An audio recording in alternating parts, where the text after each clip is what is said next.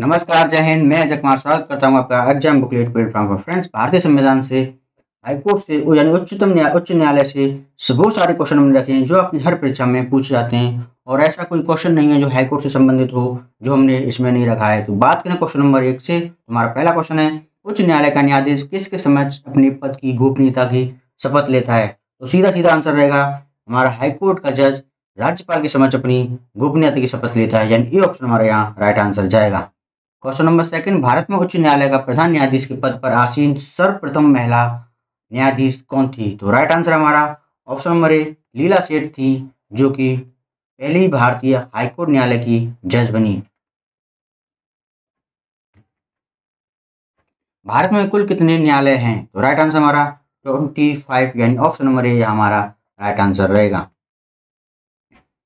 उच्च न्यायालय का न्यायाधीश बनने के लिए कम से कम कितने वर्ष की उच्च न्यायालय की अधिवक्ता के रूप में वकालत का अनुभव होना चाहिए? अगर कोई व्यक्ति उच्च न्यायालय का जज बनता है तो उसको उच्च न्यायालय में अधिवक्ता के रूप में वकालत करने का अनुभव होना चाहिए। वो है उसमें हमारा राइट आंसर जाएगा 10 वर्ष का अनुभव होना चाहिए, यानी डी ऑप्शन हमारे यहाँ राइट आंसर जाएगा।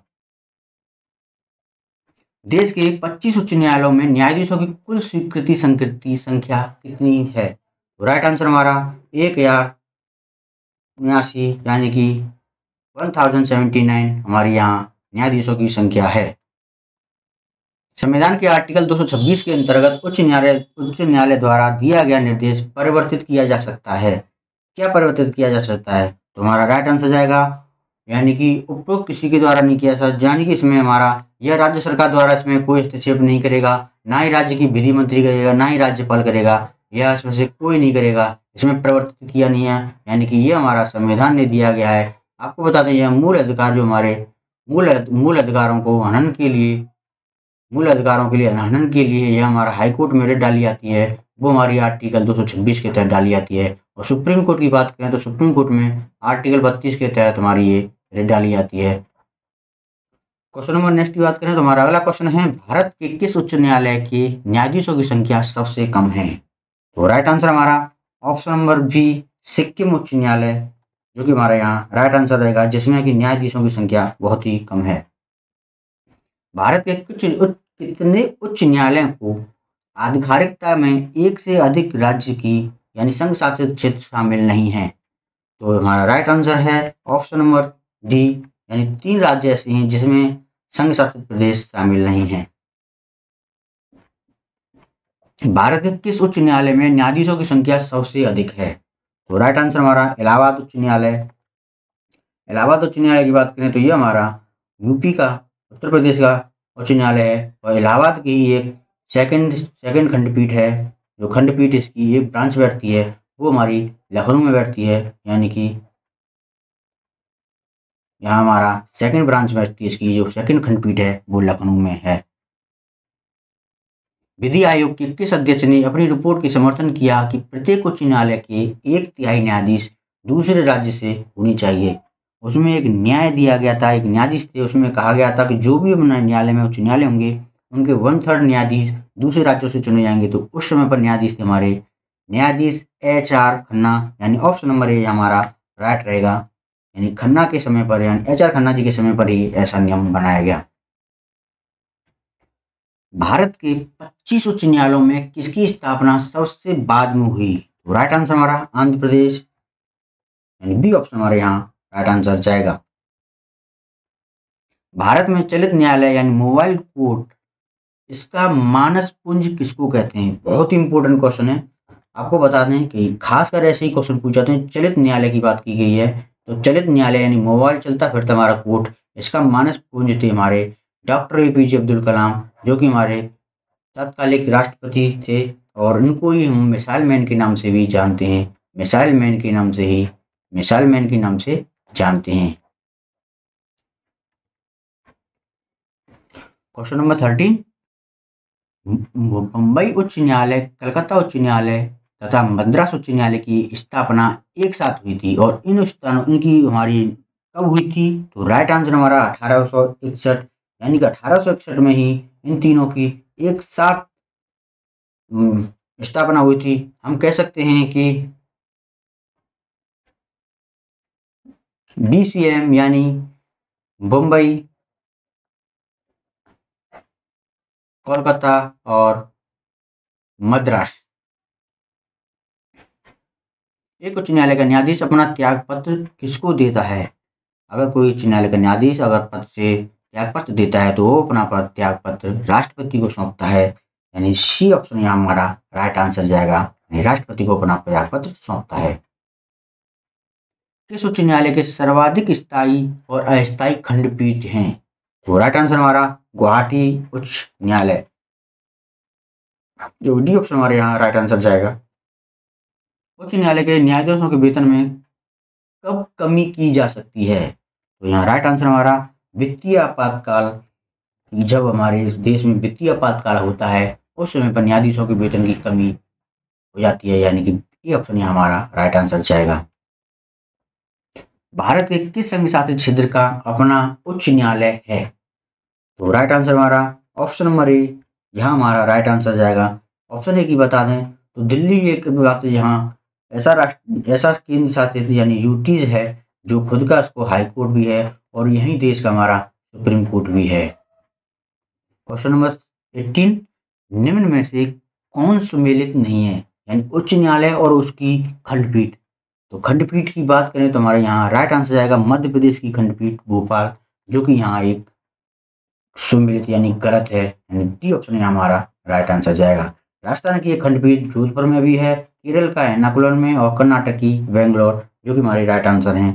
क्वेश्चन नंबर 19, आपको बता दें अगर आप हमारे चैनल पर पहली बार हैं तो चैनल को सब्सक्राइब करें और बेल आइकन जरूर प्रेस करें, और क्योंकि आपकी परीक्षा यूपीपी की परीक्षा की बात करें तो यह 17 से 18 फरवरी में होने की इसकी डेट फिक्स की गई है। और बता दें हमने पॉलिटी की वो सारे चैप्टर वाइज पॉलिटी कराई है, और चैप्टर वाइज कराई है जो आप अगर देखोगे तो हर चैप्टर से 50 क्वेश्चन 50 क्वेश्चन से ज़्यादा क्वेश्चन कराए हैं, और वो सारे क्वेश्चन कराए हैं जो आपकी परीक्षा में कोई भी ऐसा क्वेश्चन नहीं होगा जो आए और आपसे रह जाए। इसीलिए अगर आपने देखा नहीं होगा तो प्लेलिस्ट में जाकर के पॉलिटी से वो सारे चैप्टरों को देखें, जिससे आपका पॉलिटी का डर खत्म हो जाए। और इसी तरह से हमने हिस्ट्री के भी सारे चैप्टर वाइज कराए हैं और हिंदी के भी। अगर आपने नहीं देखे हैं तो वीडियो को जरूर देखें और सेशन को लाइक भी करें, क्योंकि हम भी आपके लिए बहुत मेहनत करते हैं। बात करें क्वेश्चन नंबर हमारे अगले की, तो निम्न में से किस राज्य का अपना स्वयं का उच्च न्यायालय नहीं है? तो यहाँ राइट आंसर जाएगा हमारा नागालैंड, यानी नागालैंड में अपना खुद का न्यायालय नहीं है, तो बी ऑप्शन हमारे यहाँ करेक्ट आंसर जाएगा। सबसे पहले उच्च न्यायालय में घोषणा की थी कि बंद असंवैधानिक है, तो यह किया गया था केरल उच्च न्यायालय में, जो कि हमारा यहाँ राइट आंसर जाएगा। क्वेश्चन नंबर नेक्स्ट की बात करें तो हमारा अगला क्वेश्चन है, निम्न में से कौन सा उच्च न्यायालय एक से अधिक राज्यों का न्यायालय करता है? हमारे देश में ऐसे न्यायालय हैं जो एक राज्य से दूसरे राज्य को भी उसमें शामिल किए हुए हैं, यानी दूसरे राज्य का भी न्याय करते हैं। वो हमारा ऑप्शन नंबर सी गुवाहाटी ऐसा न्यायालय है जिसमें एक से अधिक राज्यों का न्यायालय शामिल है। निम्न में से कौन सा कथन उच्च न्यायालय की सेवानिवृत्त जज के विषय में सही है? तो राइट आंसर हमारा वह सर्वोच्च न्यायालय का वकालत कर सकता है। आपको बता दें कि सुप्रीम कोर्ट का अगर जज अगर सेवानिवृत्त होता है तो वह किसी में भी सुप्रीम कोर्ट का तो कहीं नहीं करेगा, बट हाई कोर्ट का सुप्रीम कोर्ट में वकालत कर सकता है, यानी सी ऑप्शन यहाँ हमारा राइट आंसर आएगा। वह सर्वोच्च न्यायालय में वकालत कर सकता है क्योंकि उसकी रेपुटेशन के हिसाब से वो अपनी हायर उसमें कोर्ट में वकालत कर सकता है। पटना उच्च न्यायालय की स्थापना कब हुई? हमारा राइट आंसर है 1916, यानी सी ऑप्शन हमारे यहाँ करेक्ट आंसर जाएगा। निम्न में से उच्च न्यायालयों में से कौन एक से अधिक राज्य और केंद्र शासित प्रदेशों के लिए है? राइट आंसर हमारा गुवाहाटी।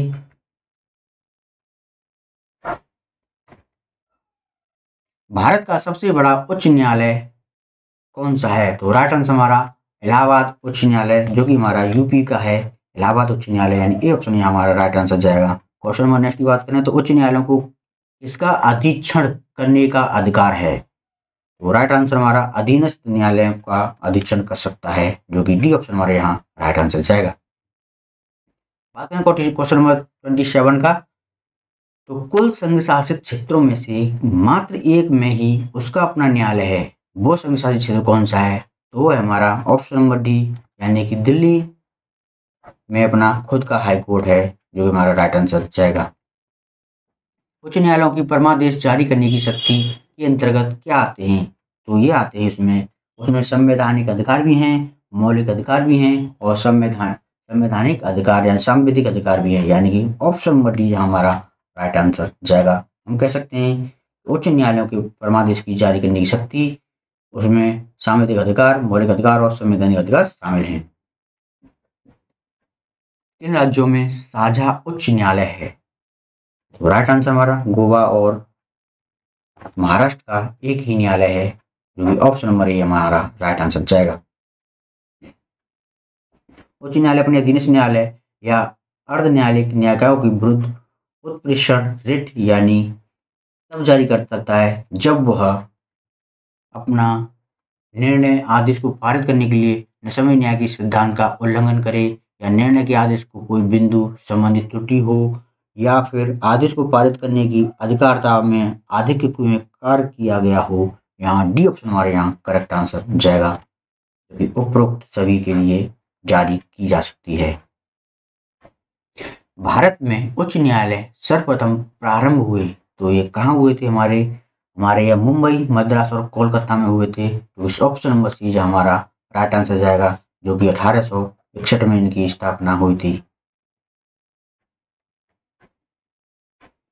बंदी प्रत्यक्षीकरण या हार्वेस कॉर्पस याचिका के अतिरिक्त निम्न में से किस याचिका को उच्च न्यायालय में जारी कर सकते हैं? तो राइट आंसर हमारी रिट होती हैं 5 प्रकार की। रिट हमारी होती हैं नोट करने वाली रिट हमारी 5 होती हैं, और जिसमें बंदी प्रत्यक्षीकरण, परमादेश, उत्प्रेषण, अधिकार परीक्षा ये शामिल हैं। और इसको हम सभी में हाई कोर्ट में इसको अपील कर सकते हैं और सुप्रीम कोर्ट में भी अपील कर सकते हैं। यानी डी ऑप्शन हमारे यहाँ राइट आंसर जाएगा, जो कि करेक्ट आंसर है। इसके अंतर्गत कलकत्ता, मद्रास और मुंबई उच्च न्यायालय की स्थापना की गई। तो राइट आंसर हमारा उच्च न्यायालय अधिनियम 1861, जो कि डी ऑप्शन हमारे यहाँ राइट आंसर जाएगा। फ्रेंड्स, आपको बता दें हमने उस टाइप से क्वेश्चन बनाए हैं जो कि आपको एग्जाम में घुमा के कैसे भी क्वेश्चन दे दे, आपको कैसा भी कोई डाउट ना रहे, डायरेक्ट आप क्वेश्चन ऑप्शन देखते ही लगा देंगे कि हाँ हमारा ये राइट आंसर है, और आपका समय भी खराब नहीं होगा, जिससे कि आपकी परीक्षा अच्छे से क्लियर हो।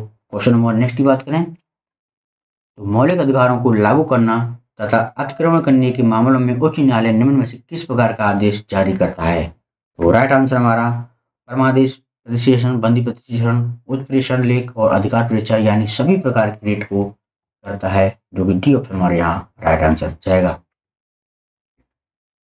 गोवा राज्य किस उच्च न्यायालय के क्षेत्राधिकार में आता है? तो यह हमारा मुंबई उच्च न्यायालय में के अंतर्गत आता है, जो कि डी ऑप्शन हमारे यहाँ राइट आंसर जाएगा।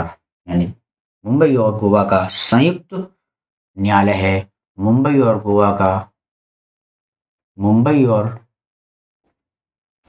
गोवा का हमारा संयुक्त न्यायालय है, यानी दोनों का सेम ही हाई कोर्ट है। उच्च न्यायालयों में मुख्य न्यायाधीश के अतिरिक्त कुल कितने न्यायाधीशों का प्रावधान संविधान में है? हमारा राइट आंसर है इसकी कोई सीमा नहीं है, यह संसद उसको बढ़ा सकती है, घटा सकती है, यानी डी ऑप्शन है हमारा राइट आंसर जाएगा। क्वेश्चन नंबर नेक्स्ट की बात करें तो दादर और नगर हवेली किस उच्च न्यायालय के क्षेत्राधिकार में आते हैं? तो राइट आंसर हमारा मुंबई और उच्च न्यायालय, जो कि ऑप्शन नंबर ए हमारा राइट आंसर जाएगा। उच्च न्यायालय के न्यायाधीश पद पर नियुक्त होने वाली प्रथम महिला कौन थी? तो वो थी हमारे नीला सेठ, जो कि डी ऑप्शन हमारे यहाँ राइट आंसर जाएगा। लक्षद्वीप संघ शासित प्रदेश किस उच्च न्यायालय के क्षेत्राधिकार के अंतर्गत आता है? तो राइट आंसर हमारा ऑप्शन नंबर बी केरल उच्च न्यायालय, यानी केरल उच्च न्यायालय है जो लक्षद्वीप संघ शासित क्षेत्र में भी शामिल किया जाता है। उच्च न्यायालय के न्यायाधीशों पद पर नियुक्त होने वाली पहली महिला कौन थी? वो थी मेरी अन्ना चड्डी, जो कि हमारी राष्ट्र सी ऑप्शन हमारे यहाँ राइट आंसर जाएगा। छत्तीसगढ़ उच्च न्यायालय कहाँ स्थित है? तो यह हमारा बिलासपुर में स्थित है, जो कि डी ऑप्शन करेक्ट आंसर जाएगा। उच्च न्यायालय के किसी न्यायाधीश की आयु के बारे में उत्पन्न किसी प्रश्न का विनिश्चित कौन करता है? तो ये हमारा सर्वोच्च न्यायालय के मुख्य न्यायाधीश के परामर्श से राष्ट्रपति करता है, जो कि option number b correct answer जाएगा। क्वेश्चन नंबर 43 उत्तराखंड उच्च न्यायालय की स्थापना कहाँ की गई? तो नैनीताल में की गई, जो हमारा राइट आंसर है। उच्च न्यायालय के मुख्य न्यायाधीश यानी न्यायमूर्ति और अन्य न्यायाधीशों की आयु कितने पद तक बनी रहती है, यानी कि उनकी रिटायरमेंट की आयु कितनी होती है? तो 62 ईयर्स। झारखंड उच्च न्यायालय की स्थापना कहाँ की गई? तो राइट आंसर है रांची, ऑप्शन नंबर ए यहाँ हमारा करेक्ट आंसर जाएगा। किसी राज्य के उच्च न्यायालय के न्यायाधीशों के वेतन तथा भत्ते निम्न में से कौन सी निधि पर भारित होते हैं? तो ये हमारी संचित निधि से दिए जाते हैं, जो कि डी ऑप्शन हमारा यहाँ राइट आंसर जाएगा। क्वेश्चन नंबर नेक्स्ट की बात करें, जो कि 47 एमपी उच्च न्यायालय कहाँ स्थित है? तो राइट आंसर जबलपुर, जो कि हमारा राइट आंसर जाएगा, यानी बी ऑप्शन हमारे यहाँ राइट आंसर जाएगा। उच्च न्यायालयों के मुख्य न्यायाधीश तथा अन्य न्यायाधीशों के प्रति माह वेतन कितने होते हैं? तो राइट आंसर हमारा 2,25,000 रुपये, जो कि हमारा यहाँ राइट आंसर है। केरल का उच्च न्यायालय कहाँ स्थित है? तो राइट आंसर हमारा एर्नाकुलम, ऑप्शन नंबर ए यहाँ हमारा राइट आंसर जाएगा। क्वेश्चन नंबर 50 की बात करें तो हमारा अगला क्वेश्चन, उच्च न्यायालय के न्यायाधीशों की सेवानिवृत्ति की अधिकतम आयु कितनी है? तो 62 ईयर्स, जो कि ऑप्शन नंबर डी हमारा यहाँ करेक्ट आंसर जाएगा। उड़ीसा राज्य का उच्च न्यायालय कहाँ स्थित है? तो यह हमारा ऑप्शन नंबर डी कटक में स्थित है। उच्च न्यायालय के न्यायाधीशों को उसके पद से केवल किन प्रमाणिक आधारों पर हटाया जा सकता है? कदाचार और असमर्थता, यानी कि ऑप्शन नंबर सी हमारा राइट आंसर जाएगा, जो कि करेक्ट है। क्वेश्चन नंबर 53, दो या अधिक राज्यों का संघीय प्रदेशों के लिए एक साथ उच्च न्यायालय की स्थापना की जाती है, और जो किस कारण की जाती है? तो राइट आंसर है कानून बनाकर की जाती है। संसद चाहेगी तभी यह कार्य संपन्न होता है। उच्च न्यायालय के न्यायाधीशों को कौन हटा सकता है? तो राइट आंसर हमारा विशेष बहुमत से पारित संसद प्रस्ताव, अगर प्रस्ताव पर राष्ट्रपति हस्ताक्षर करे, यानी सी ऑप्शन ये हमारा राइट आंसर जाएगा, यानी विशेष बहुमत पारित से। उच्च न्यायालय के क्षेत्राधिकार को घटाने और बढ़ाने का अधिकार किसके पास है? तो यह संसद के पास है, और राइट आंसर भी हमारा यही, जो D option is correct answer, संसद ही उसको बढ़ा सकती है। क्वेश्चन नंबर 56, किसी न्यायाधीश को एक उच्च न्यायालय से दूसरे न्यायालय में स्थानांतरित यानी ट्रांसफर करने का अधिकार किसके पास है? तो यह भारत के राष्ट्रपति के पास है, जो कि ऑप्शन नंबर डी हमारा यहाँ करेक्ट आंसर जाएगा। क्वेश्चन नंबर 57, उच्च न्यायालय के न्यायाधीशों की नियुक्ति कौन करता है? तो राइट आंसर हमारा राष्ट्रपति। उच्च न्यायालय के न्यायाधीशों के आचरण पर बहस कहाँ की जाती है? वेरी वेरी इंपॉर्टेंट है, इसकी बहस हमारा यहाँ इनमें से कहीं नहीं की जाती, जो कि हमारा डी ऑप्शन ही हमारा करेक्ट आंसर रहेगा।